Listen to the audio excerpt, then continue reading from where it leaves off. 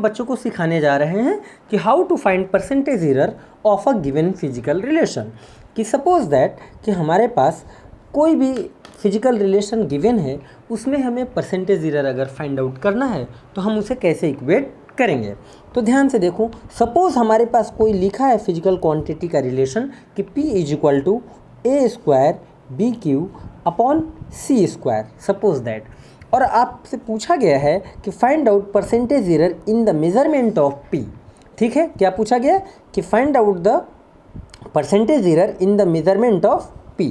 तो हम कैसे इस इक्वेशन को फॉर्मूले के फॉर्म में लिखेंगे वो सीखते हैं सबसे पहले। तो इसको हम लिखेंगे कि delta P upon P into 100 mod के अंदर क्योंकि मॉड के अंदर की जो क्वांटिटी है ऑलवेज अ पॉजिटिव वैल्यू, तो और एरर्स हमारे हमेशा एडअप किए जाते हैं, नेगलेक्ट कभी नहीं किए जाते, इसलिए इसको हम लोग ऐसे लिखेंगे इक्वल टू जो पावर होता है, जैसे ए हमारा ए स्क्वायर का मतलब है कि ए 2 टाइम काउंट है। अब 2 टाइम काउंट होने का क्या मतलब हो गया कि इसको हम इस ए में जो एरर आएगा वो 2 टाइम्स लेंगे, तो twice delta A upon A into 100। B के 3 टाइम्स है, बी इंटू बी, तो एरर भी इसमें 3 टाइम्स प्रेजेंट होगा, और ये सब ऐड किए जाते हैं। ठीक है, ये सभी ऐड किए जाते हैं। इनके क्वेश्चंस भी मैं अभी आपको सिखा दूंगा कि कैसे करते हैं। सी हमारा 2 टाइम्स है, तो 2 टाइम्स लिखेंगे प्लस सी इंटू 100। कन्फ्यूज नहीं होना है आप लोगों को कि कोई क्वांटिटी डिवीज़न में है फिर भी उसको एडिशन में ही हमने एरर क्यों निकाला, क्योंकि एरर्स हमेरा किसी भी क्वांटिटी के हों, एडिशन के फॉर्म में, मल्टीप्लिकेशन में हो क्वांटिटी या डिवीज़न में हो, वो एरर्स हमारे ऑलवेज ऐड ही किए जाते हैं। तो इस रिलेशन का जो हमारा परसेंटेज एरर का रिप्रेजेंटेशन है वो कुछ इस तरीके से होगा। ठीक है, चलो इन सब चीज़ों को हम लोग एक सवाल से समझते हैं और कि ये सब फॉर्मूले हम यूज कैसे करेंगे और कैसे सही से वैल्यू इक्वेट करेंगे। तो हम अभी आपको एक सवाल की तरफ ले चलते हैं। अब जैसा कि देखो, जैसा कि आप देख पा रहे हो क्वेश्चन में लिखा है कि length of a cylinder is 10.0 centimetre and radius is 4.00 centimetre, find percentage error in volume of the cylinder. अब आपको इस सिलेंडर के लिए वॉल्यूम का परसेंटेज एरर आपको इक्वेट करना है, तो हमें सबसे पहले वॉल्यूम के लिए फॉर्मूला पता होना चाहिए। ठीक है, तो कैसे सोल्व करेंगे कि हम लिखेंगे कि वॉल्यूम बराबर, अब सिलेंडर है, ध्यान रहे, तो सिलेंडर का वॉल्यूम का हमारा फॉर्मूला क्या होता है, पाई आर स्क्वायर एच। तो ये हम वॉल्यूम का फॉर्मूला लिख लिए।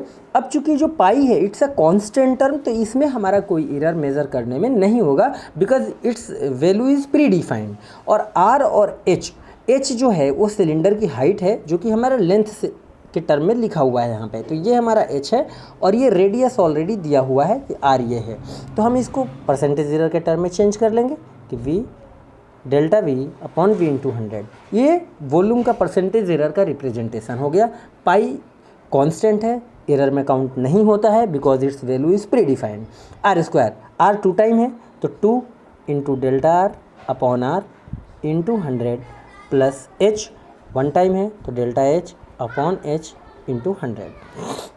अब ध्यान दो 2, बात आई कि सर यहाँ पे रेडियस हमारे पास दिया है, डेल्टा वाला टर्म तो दिया नहीं, तो डेल्टा वाला टर्म हम कहाँ से लिखेंगे। तो हमेशा ध्यान रखना कि जो भी वैल्यू, जैसे हम देख पा रहे हैं कि जो हाइट है वो हमारा दिया 10.0 सेंटीमीटर, तो इसके लिए डेल्टा एच की जो वैल्यू होगी लास्ट डिजिट के जगह आप 1 लिख लो, जहाँ डेसिमल है वहाँ डेसिमल, और ये हमारा 0 हो जाएगा, तो ये डेल्टा एच की वैल्यू हो गई। सिमिलरली रेडियस की बात करो तो लिखा 4.00 सेंटीमीटर, तो डेल्टा आर की वैल्यू आ जाएगा इस वाले लास्ट डिजिट के जगह 1 फिर 0 डेसिमल 0। ठीक है, ये वैल्यूज भी हमें मिल गए। अब फार्मूले में हम इसको सब्सटीट्यूट कर देंगे और आंसर इक्वेट कर लेंगे। तो हमने लिख लिया डेल्टा आर मतलब 0.01 अपॉन आर यानी कि 4 into 100 plus H delta H 0.1 upon H 10 into 100। Simplify कर लेंगे हम इसको, और सिंप्लीफाई करके हम आंसर इक्वेट कर लेंगे। तो सिंप्लीफाई करने के बाद हमारा आंसर कुछ ऐसा आ जाएगा। तो सिंप्लीफाई करने के बाद इसकी जगह हमारा कुछ इस तरीके से आंसर निकल के चला आएगा। इसको सिंप्लीफाई करेंगे तो 1/4 आ जाएगा, 2 टाइम्स है तो 2 टाइम्स इंटू 1/4 परसेंटेज, प्लस इसको सिंप्लीफाई करोगे तो 1% आएगा। अब 2 इज डिवाइडेड बाई 4 तो 0.5% और प्लस 1% तो ऐड अप कर दिया 1.5% हमारा इसका आंसर आ जाएगा। ठीक है, तो इस तरीके से आप आंसर किसी भी क्वेश्चन का आसानी से निकाल सकते हो, और भी हम तरीके आपको बताते हैं। और क्वेश्चन देखो, क्योंकि बिना क्वेश्चन के आप लोग इस कॉन्सेप्ट को आसानी से नहीं समझ सकते हो।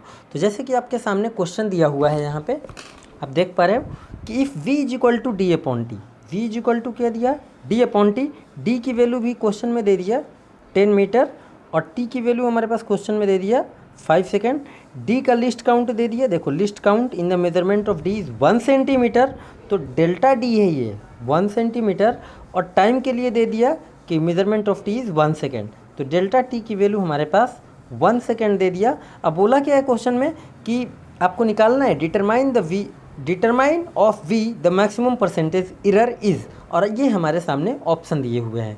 तो v के लिए हमको जब परसेंटेज एरर इक्वेट करना, और v के लिए d और t के टर्म में रिलेशन लिखा हुआ है, तो हम लोग लिखेंगे delta v upon V into 100। देखो ऑब्जेक्टिव टाइप क्वेश्चन है, इतना लिखने की जरूरत पड़ती नहीं है, हम लोग तो क्विकली इन सारे क्वेश्चन को आसानी से सोल्व कर लेते हैं, क्योंकि वैल्यू रखते हैं सीधा डायरेक्ट, और डायरेक्ट रख के सिंप्लीफाई कर लेते हैं, आंसर ऑटोमेटिकली निकल आता है। यहाँ पे डी के लिए लिखा delta D upon D into 100, लेकिन स्टूडेंट के लिए प्रोसीजर अपनाना शुरुआत में बहुत ज़रूरी होता है। जब आप कम्पिटिटिव विंग्स में बैठते हैं, कम्पिटिटिव एग्जामिनेशन देते हैं, तो इतना मैटर नहीं करता है, क्योंकि वहाँ पे लिमिटेड टाइम ड्यूरेशन के अंदर हमें बहुत सारे क्वेश्चंस को अटेम्प्ट करना होता है, तो आपको प्रॉपर सोल्व करने की ज़रूरत नहीं है। लेकिन जब आपके होम एग्जामिनेशन, टेस्ट वगैरह स्कूल लेवल पर होते हैं, तो उसमें आपको एक पूरे प्रोसीजर के तहत क्वेश्चन को सोल्व करना पड़ता है। तो ये एक पूरा प्रोसीजर है, ठीक है। तो delta T upon T into 100। अब देखो भाई, डेल्टा डी की वैल्यू हमें 1 पता है, डी की वैल्यू हमें 10 पता है। अच्छा, एक और चीज़ ध्यान रखने वाली बात है यहाँ पे, देखो डी हमारा मीटर में लिखा है, और डी का ये डेल्टा डी की वैल्यू जो लिस्ट काउंट है सेंटीमीटर में है, तो इसको भी आप मीटर में रख लोगे, तो यानी 1 सेंटीमीटर है, तो 1 इंटू 10⁻⁻² हो गया, ठीक है, इंटू 100, प्लस यहाँ पे डेल्टा टी भी सेकेंड में है 1/5 इंटू 100, सिंप्लीफाई कर लेंगे, देखो इससे ये काट देंगे, पूरा कैंसिल हो जाएगा, 1/10 का मतलब 0.1 आ गया, प्लस इसको जब सिंप्लीफाई करोगे तो 20 आ जाएगा सीधा, तो ये आ गया 20, और ये सब परसेंटेज में है, तो परसेंटेज हमने लास्ट में लगा दिया, तो कितना आ गया 20.1, सिंप्लीफाई करने के बाद 20.1%, ठीक है। तो इसमें ऑप्शन हम चेक कर लेंगे, 20.1 बी हमारा सही है। इसी तरीके से देखो सेकंड क्वेश्चन भी हमारे सामने कुछ दिया हुआ है कि the errors in the measurement of radius and mass of a sphere are 3% and 2% respectively, तो maximum percentage error in the calculation of density of substance will be. अब डेंसिटी की बात करते हैं, और ये स्फीयर क्वेश्चन में दे रखा है कि ये हमारा एक स्फीयर है, ध्यान से समझना कि क्वेश्चन में आपके सामने स्फीयर दिया हुआ है, डेंसिटी के लिए मैक्सिमम परसेंटेज एरर इक्वेट करना है, तो डेंसिटी का हमारा फार्मूला क्या होता है, मास अपॉन वॉल्यूम। अब मास की बात करें तो मास है, वॉल्यूम की बात करें तो क्या होता है 4/3 πr3। तो आप फार्मूले को जब ध्यान से देखते हो तो ये तो कांस्टेंट टर्म है, और ये मास है और ये रेडियस है।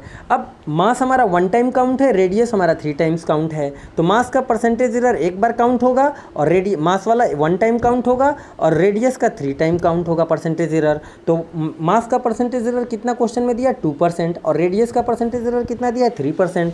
तो मास को 1 टाइम काउंट कर लो, और 3 इंटू रेडियस का 3% है, 3% काउंट कर लो, तो ये आ गया 2%, और ये 3 × 9%, टोटल परसेंटेज एरर कितना आया 11% आया।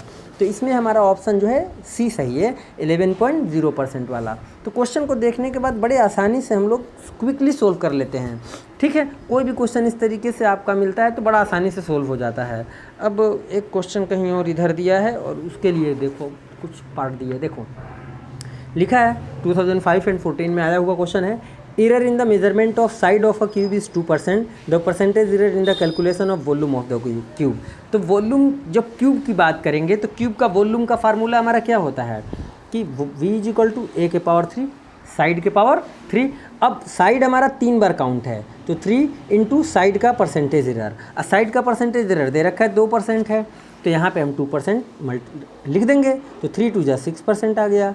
तो वॉल्यूम ऑफ क्यूब का जो परसेंटेज एरर आएगा वो हमारा 6% का आएगा, ठीक है। इसी तरीके से इसी से रिलेटेड क्वेश्चन यहाँ पे दे दिया है 9 में कि इन अबव क्वेश्चन, ये आप देख पा रहे हो, लिखा है कि in the above question the percentage error in the calculation of surface area of the cube. तो क्यूब की अगर हम बात करें तो क्यूब में हमारे पास 6 सरफेस होते हैं, और एक सरफेस का परसेंटेज, और हमें 6 सरफेस होते हैं, और सरफेस के लिए हमको परसेंटेज एरर इक्वेट करना है। तो सबसे पहले एक सरफेस का निकाल लो, उसको 6 टाइम मल्टीप्लाई कर देंगे। अब सरफेस का परसेंटेज एरिया कैसे निकालना है ध्यान से देखो। तो सरफेस एरिया बराबर क्या होता है 6 इंटू ए स्क्वायर, 6 इंटू ए स्क्वायर, ये कांस्टेंट है तो इसमें हमें कोई एरर नहीं मिलेगा, लिखेंगे नहीं, 2 टाइम्स केवल काउंट करना है, तो 2 टाइम्स इंटू परसेंटेज एरर इन साइड, और ये कितना दिया है 2% दिया था क्वेश्चन में, 2 टू ज़ा 4% आ जाएगा। तो सरफेस एरिया में जो परसेंटेज एरर आएगा वो हमारा 4% आ जाएगा। ठीक है, इसी तरीके से ये क्वेश्चन दिया हुआ है कि error in the measurement of radius of A sphere is 0.25%, तो the error in the calculation of volume of A sphere, तो रेडियस का दे रखा है 0.25% और स्फीयर के वॉल्यूम के लिए पूछा है, वॉल्यूम का फार्मूला होता है 4/3 पाई आर क्यू। अब 4/3 पाई तो कांस्टेंट है, आर क्यू यानी रेडियस 3 टाइम कैलकुलेटेड है, तो 3 टाइम्स इंटू परसेंटेज एरर इन रेडियस, और ये दे रखा है 0.25, मल्टीप्लाई कर दो तो 0.75% आ जाएगा, तो इसका आंसर हमारा 0.75% आ जाएगा। तो ये बहुत ही आसान से प्रोसीजर होते हैं और इस तरीके से आप कर सकते हो। ठीक है, तो आज के लिए इतना ही, थैंक यू सो मच।